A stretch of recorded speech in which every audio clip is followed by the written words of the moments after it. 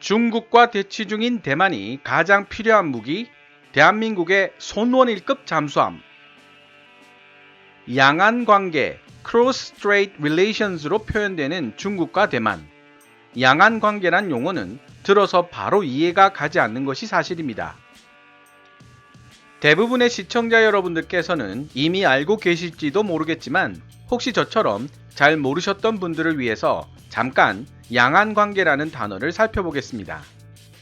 양안의 안자는 언덕 안으로서 해안과 접한 육지를 의미하기도 합니다.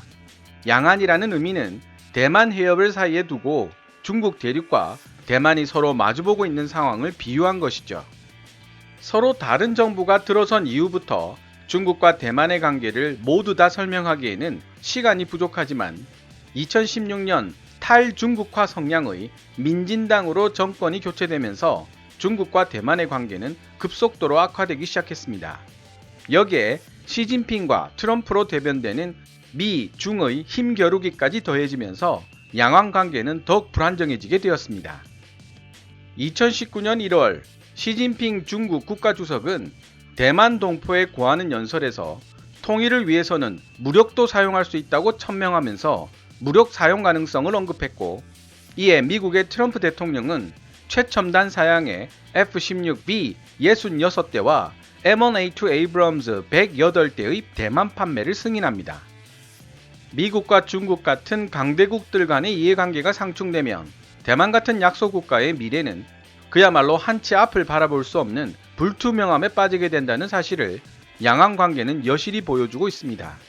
물론 대한민국도 언제 그런 딜레마에 빠지게 될지 알 수 없는 일입니다. 지금도 미국과 중국 사이에서 고생을 하고 있지만요. 그래서 필요한 것이 바로 지렛대로 삼을 수 있는 힘이 아닌가 하는 생각을 하게 됩니다. 미국의 국방 전문 매체 내셔널 인터레스트는 이런 상황에서 대만이 중국으로부터 자신을 보호하기 위해 가장 필요한 무기 3종류를 분석하고 있습니다. 놀랍게도 이 3가지 무기 중에는 대한민국이 만든 손원일급 잠수함이 포함되어 있는데요. 나머지 2가지 무기도 대한민국과 어느 정도 관계가 있다고 볼 수 있습니다. 먼저 기사 원문을 살펴보고 이야기를 이어나가 보도록 하겠습니다. 기사 원문은 노란색 글자로 표시됩니다. 점점 더 커지고 있는 중국의 군사력과 경제력에 의해 대만만큼 직접적인 위협을 받고 있는 나라는 없다. 대만은 중국 공산당에 의해서 언젠가는 반드시 수복되어야 할 반역주의자들이 차지한 지방으로 항상 간주되어 왔다. 그러나 1949년 이후 대부분의 역사에서 중국은 대만을 무력으로 점령할 수 있을 만한 군사력을 가지고 있지 못했다. 실제로 대만의 군대는 수십 년 동안 중국 본토의 군대보다 질적으로 우수했다.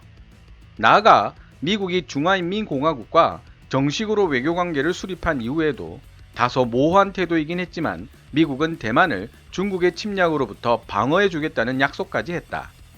이런 미국의 약속은 말이 아닌 행동으로 뒷받침되기도 했는데 1990년대 중반 중국이 대만 주변으로 미사일을 시험 발사하며 대만 정부를 위협하고 있었을 때 빌 클린턴 미국 대통령은 2척이나 되는 항공모함을 대만 해협에 파견하기도 했다. 중국의 군사력이 급부상하면서 그 여파로 대만, 중국, 미국 간의 역학관계가 급변하고 있다. 엎친 데 덮친 격으로 중국의 시진핑 주석은 집권 이후 대만에 대해 훨씬 더 공격적인 태도를 견지해 오고 있다. 대만 주변에서 점점 더 빈번하고 강렬하게 벌어지고 있는 중국군의 군사훈련은 이런 시진핑 주석의 태도를 잘 대변해주고 있다. 수십 년간 2자릿수의 국방 예산을 쏟아부은 결과 무서울 정도로 성장한 중국군은 현재 대만군보다 월등한 우위에 서 있다. 그럼에도 불구하고 대만을 정복하는 것은 중국에게 그리 손쉬운 일은 아닐 것이다. 이유는 간단하다. 중국군이 대만을 침공하기 위해서는 대규모 상륙작전을 실행할 필요가 있다. 대규모 상륙작전은 역사적으로 언제나 가장 성공시키기 어려운 군사작전 중 하나였지만 특히 정밀 유도탄과 스텔스 잠수함이 활약하는 현대에 들어서면서 난이도는 더욱 높아졌다. 대만 정부는 여전히 군사력 강화가 절실히 필요한 입장이며 해외에서 그 방안을 찾아보는 것이 최선일 수도 있다. 군사력 면에서 훨씬 우세한 중국군으로부터 대만이 스스로를 효과적으로 방어하기 위해 해외에서 구입할 수 있는 중요한 세 가지 무기가 바로 여기에 있다. 1. 대한민국의 손원일급 잠수함. 중국의 침략을 막기 위해 대만이 취할 수 있는 최선의 방법은 반접근 지역 거부 A2AD 전략을 추구하는 것이다. 그리고 일본이나 베트남과 같은 다른 나라들이 정확하게 추측했듯이 중국에 대한 A2AD 전략에서는 잠수함이 중요한 역할을 하게 된다. 전통적으로 중국의 대잠수함전 능력은 상대적으로 매우 취약한 분야였기 때문이다. 이 기사에서 고찰되고 있는 시나리오에서 대만의 잠수함은 심해에 숨어 대기 중이다가 대만 침공을 위한 상륙작전을 수행하기 위해 병력을 수송하는 수송선을 포함한 주요 중국 수상함들을 집중적으로 공격할 것이다. 혹은 미사일 시스템 같은 중국의 육상 타겟을 파괴시킴으로써 모국인 대만을 지킬 수도 있다. 여기서 반접근 지역 거부 전략에 대해 간단한 설명을 드리자면 해역에 일정한 방어선을 설정하고 그 방어선에 접근하지 못하도록 강요하는 행위가 반접근 전략이고 설사 방어선을 뚫고 들어온다 하더라도 집요한 공격을 통해 적 함선의 원활한 작전 수행을 방해하여 스스로 퇴각하도록 유도하는 행위가 지역 거부 전략이라고 할 수 있습니다. 즉, 해군 전력이 약한 쪽이 강한 해양 세력을 상대로 펼치는 해전 거부 전략이라고 볼 수 있습니다. 중국은 미국에 대해 반접근 지역 거부 전략을 펼친다고 볼 수 있고 반대로 대만이나 대한민국은 중국에 대해 반접근 지역 거부 전략을 추구한다고 볼 수 있는 것입니다. 중국은 이를 도련선이라고 표현하고 있는데 중국 본토에 가까운 제1도련선의 경우 대한민국과 일본, 대만 등이 포함되어 있습니다. 원래 제1도련선은 미국에 대한 중국의 방어선이기 때문에 대한민국, 일본, 대만 등의 협력을 얻어야 가능한데 실질적으로 이 세 나라들은 미국의 강력한 동맹국들입니다. 즉, 제1도련선은 사실상 중국에 대한 미국의 방위 라인이 되고 말았다는 뜻이죠. 중국이 진정으로 제1도련선을 방위 라인으로 삼고 싶다면 영토 분쟁과 중화민족주의로부터 발생한 주변국과의 갈등을 최소화시키고 중국으로부터 위협이 아니라 지원을 받고 있다는 의식을 주변국들에게 심어줘야 합니다. 하지만 그럴 가능성은 거의 희박해 보이네요. 중국의 보복이 무서워 아무도 대만에게 잠수함을 판매하지 않으려 했기 때문에 대만의 잠수함 공격 능력은 최근 몇십 년 동안 점차적으로 위축되어 왔다. 하지만 만약에라는 가상의 상황에서는 우리는 얼마든지 이러한 정치적 현실을 무시할 수 있다. 오래되지 않은 과거 상황으로 비춰보자면 비록 매우 낮은 가능성을 지니고 있기는 하지만 일본이나 유럽 국가들이 대만에 잠수함을 판매할 가능성이 그나마 높을 것 같다. 하지만 우리는 일본이나 유럽 국가의 잠수함이 아닌 대한민국의 잠수함을 도입하는 경우를 살펴볼 것이다. 과연 어떤 차이가 있을까? 일본의 소류급 잠수함은 대한민국의 손원일급보다 훨씬 크고 능력도 뛰어나지만 그만큼 가격도 비싸다. 대만은 먼 거리까지 작전 운행을 할 수 있는 잠수함이 필요하지 않기 때문에 크기와 능력이 다소 떨어지더라도 많은 수의 잠수함을 운용하는 것이 이치에 맞다. 게다가 손원일급 잠수함은 결코 만만한 상대가 아니다. 독일의 214형 잠수함을 바탕으로 한국에서 제작된 이 잠수함들은 길이 65m, 폭 6.3m에 수중 배수량은 1800톤이다. 대한민국의 손원일급 잠수함은 역시 한국이 제작한 한 체급 아래인 209형 장보고급과는 달리 ARP, Air Independent Propulsion, 공기 불요 추진 시스템을 탑재해 장보고급에 비해 약 2배 정도 긴 시간인 2주 동안 잠항이 가능하다. 작전 심도도 400m, 최대 심도는 600m에 이르며 수중 속도는 약 20노트인 것으로 알려졌다. 214형 잠수함에 탑재된 ISUS-90 전투 시스템은 손원일급 잠수함으로 하여금 300개의 표적과 동시에 교전할 수 있도록 만들어준다. 그리고 손원일급 잠수함은 순항 미사일로 무장하고 있어 대함, 대공, 대잠전 등 다양한 임무를 수행할 수 있는 것으로 알려져 있다. 손원일급 잠수함이 이렇게 다양한 작전 행동을 할 수 있다는 것은 그들의 주요 목적인 중국의 전투 수상함이나 병력 수송선을 침몰시키는 것 이외에도 중국 본토에 있는 목표물에 대한 공격 임무도 수행할 수 있다는 것을 의미한다. 예를 들어 한국의 손원일급 잠수함은 사정거리 1500km에 마하 1.2의 속도로 날아가며 스텔스 설계가 되어 있는 잠대지 미사일인 해성3 미사일을 탑재하고 있다. 대한민국은 북한과의 분쟁 발생 시 이를 이용하여 북한의 주요 미사일 기지를 타격할 계획을 세우고 있는데 대만도 비슷하게 중국의 미사일 기지를 겨냥할 수 있다. 여기서 보충 설명을 드리면 외신 기자는 해성3라고 표현하고 있지만 사실 현무3를 의미하는 것입니다. 현무3 미사일의 함대지 버전이 해성2, 잠대지 버전의 이름이 해성3로 명명된 것입니다.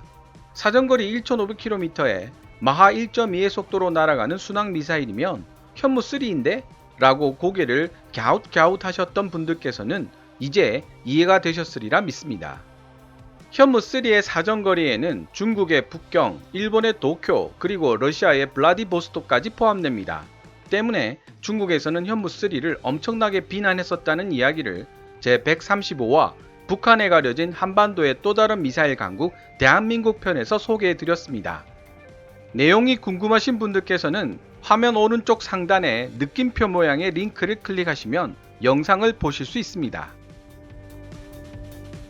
2. 고고도 미사일 방어체계 사드.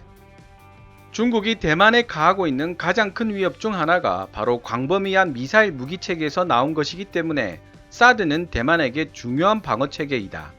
대만 국방부에 따르면 중국은 약 1,500개의 미사일을 항시 대만을 향해 조준하고 있는 상태라고 한다.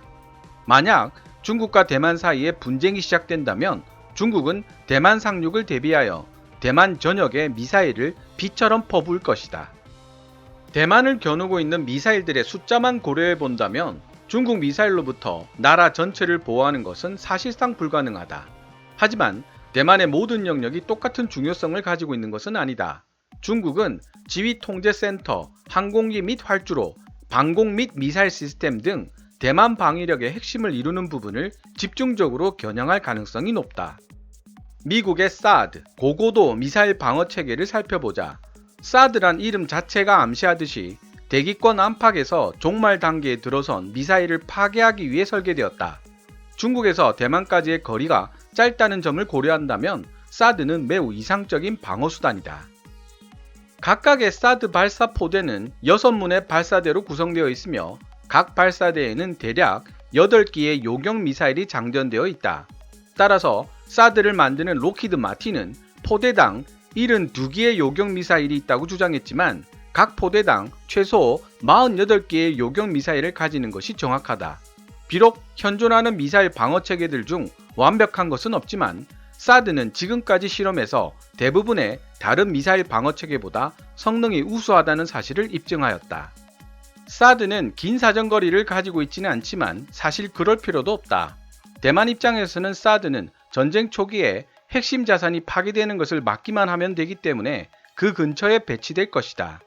예를 들어 사드 미사일 포대를 중요 비행장 근처에 배치한다면 지상 위의 전투기를 노리고 날아오는 미사일들을 사드가 일정 부분 방어해주고 그동안 전투기들이 분산해서 비행할 수 있다. 게다가 사드는 고정식이 아니라 이동식이기 때문에 중국의 미사일 공격에도 생존성이 훨씬 높다고 볼 수 있다. 3. 브라모스 대함 미사일.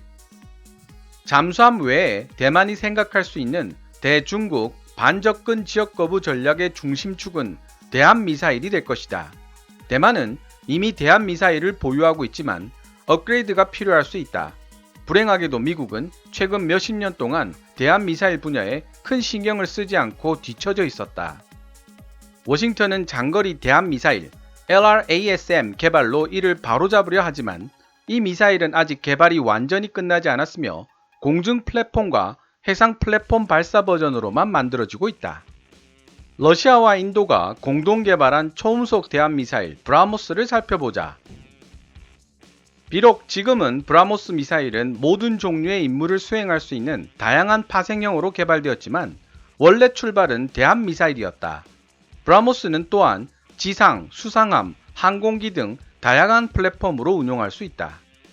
브라모스 미사일 개발을 위해 만들어진 공동기구인 브라모스 에어로스페이스는 이 미사일의 능력에 대해 다음과 같이 설명했다. 2단 미사일인 브라모스는 첫 단계에서 고체 연료 추진체 엔진을 통해 초음속까지 가속한 이후 분리됩니다. 그런 다음 두 번째 단계에서 액체 연료를 사용하는 램젯이 마하 3에 가까운 속도로 순항 비행하게 하죠. 스텔스 기술과 첨단 소프트웨어가 내장된 유도 시스템은 브라모스 미사일에 특별한 기능들을 제공하고 있습니다. 마하 3의 빠른 속도와 스텔시한 설계상의 특징들과 함께 브라모스는 지상 위를 낮게 날아가 적의 방어망을 회피한다. 보통 200kg의 탄두를 탑재하지만 공중 플랫폼에서 발사하는 파생형은 300kg의 탄두까지 탑재할 수 있다. 하지만 뭐니뭐니 해도 브라모스의 가장 큰 장점은 엄청나게 빠른 속도에 있다. 내셔널 인터레스트에서 게재한 지구상에서 가장 뛰어난 대함미사일 탑5 기사가 설명한 대로 브라모스의 속도 마하 2.8은 초속 952m를 날아간다는 사실을 의미한다. 만약 방어하는 쪽의 레이더가 20m 높이에 설치되었다고 가정한다면 브라모스는 27km 밖에서 탐지될 것이다. 즉, 방어하는 쪽은 충돌하기 전까지 브라모스를 추적, 분석, 격추할 수 있는 시간이 단 28초밖에 주어지지 않는다는 뜻이 된다. 브라모스 대함미사일은 대략 290km의 제한된 사정거리를 가지고 있지만 대만이 중국과 가깝다는 점을 고려하면 충분한 사정거리라고 할 수 있다. 이상 미 국방 전문 매체 National Interest에 게재되었던 Three Weapons Taiwan Would Love to Buy Defend Itself Against China 라는 제목의 기사를 번역해 보았습니다. 해외 자료에 따르면 대한민국 손원 1급 잠수함에 해당되는 214급 잠수함의 건조 비용은 대략 4천억 원 내외로 추정되지만 일본 소류급 잠수함의 건조비는 6,600억 원 이상으로 추정되고 있습니다. 물론 일본 소류급이 건조비가 비싼 만큼 손원 1급보다 더 크고 성능상으로 뛰어난 점이 있습니다. 하지만 이 기사를 쓴 기자는 대한민국의 손원 1급 잠수함이 더 매력적인 선택이 될 것이라고 단언하고 있는데요. 기사를 읽고 난 뒤 제 개인적인 생각을 말씀드려보자면 손원 1급은 가성비 면에서도 우수할 뿐만 아니라 장거리 잠대지 순항 미사일인 현무3를 운용할 수 있다는 점에서 심해에서 지상에 있는 목표물을 타격하는 등 다양한 임무를 소화해낼 수 있다는 장점이 있습니다. 그에 비하면 일본의 소류급은 순항 미사일을 운용하지 못하고 어뢰와 하푼 대함 미사일만 운용할 수 있기 때문에 임무가 제한적일 수밖에 없습니다. 영상 초반에서도 설명드렸듯이 미국은 대만을 중국 견제를 위한 지렛대로 활용하고 있기 때문에 대만에 대한 잠수함 기술 이전을 허용했습니다. 실제로 2015년 12월 미 국방 전문 매체 디펜스 뉴스는 대만이 소류급 도입 가능성을 타진하기 위해 일본과 접촉했다는 소식을 실었습니다. 만약 소류급이든 손원 1급이든 대만에게 인도가 된다면 미국을 거쳐가는 형태로 전개될 가능성이 크다는 것이 해외 군사 전문가들의 견해입니다. 아니 땐 굴뚝에 연기 난리가 없는 것처럼 이런 기사가 나오는 것도 기저에 깔려있는 원인이 있다는 뜻이겠죠. 브라모스 대함미사일도 대만이 원하는 무기 중 하나로 언급되고 있는데요. 사실 대만은 초음속 대함미사일을 이미 보유하고 있습니다. 바로 슝펑3입니다. 기술적이나 성능적으로 아주 특별한 미사일은 아니지만 많은 주목을 받았는데 그 이유는 바로 서방에서 최초로 배치된 초음속 대함미사일이라는 점 때문이었습니다. 슝펑3의 최고 속도는 마하 2.5 정도이며 수면에서 125m 내지 150m 높이에서 날아갑니다. 즉, 적에게 탐지되는 확률을 낮추기 위한 적어도 비행 기술인 시스키밍 능력은 없다는 뜻입니다. 이에 비해서 브라모스 대함미사일은 최고 속도가 마하 3까지 나오며 수면 위 3-4m 높이에서 날아갈 수 있는 시스키밍 능력을 갖추고 있어 탐지하고 방어하기가 훨씬 더 어렵습니다. 지난번 동영상에서도 말씀드렸지만 러시아 야혼트 기술이 기반이 된 브라모스 미사일을 소형 화한 형태인 브라모스 M이 기술적으로 우리나라 초음속 대함미사일과 가장 유사하다는 평가를 받고 있습니다. 즉, 우리나라는 중국을 경계하는 대만이 가장 가지고 싶어하는 무기 3가지 중 2가지는 이미 가지고 있다는 뜻이 됩니다. 아직까지 실체가 나타나지 않은 대한민국의 초음속 대함미사일이지만 여러 매체들은 초음속 대함미사일이 지대함, 함대함, 잠대함, 공대함 순서로 전력화될 것으로 예상하고 있습니다. 이렇게 잠대함 초음속 미사일이 배치된다면 현무3 순항 미사일과 함께 강력한 억지력을 발휘하는 잠대함 무기체계가 될 것으로 보입니다. 공군력과 해군력에서 수적으로 치우칠 수밖에 없는 대한민국과 중국의 전력 차이를 생각해 본다면 잠수함과 같은 비대칭 전력은 결코 포기할 수 없는 전략 자산이기 때문입니다. 또한 국산 전투기 플랫폼인 KF-X가 완성되어 공대함 버전으로도 개발할 수 있게 된다면 중국과 일본의 항공모함에 대한 강력한 억제 수단으로도 활용할 수 있게 됩니다. F-15K나 F-35 같은 미국산 전투기들만 있다면 개발 테스트를 할 수 없기 때문에 국산 공대함, 공대지 미사일 개발은 아예 꿈도 꾸지 못하는 일이 됩니다. 오늘은 대만이 왜 대한민국의 손원일급 잠수함을 필요로 하는지, 그리고 초음속 대함미사일이 어떻게 중국과의 관계에서 활용될 수 있는지를 해외 외신을 통해 알아보았습니다.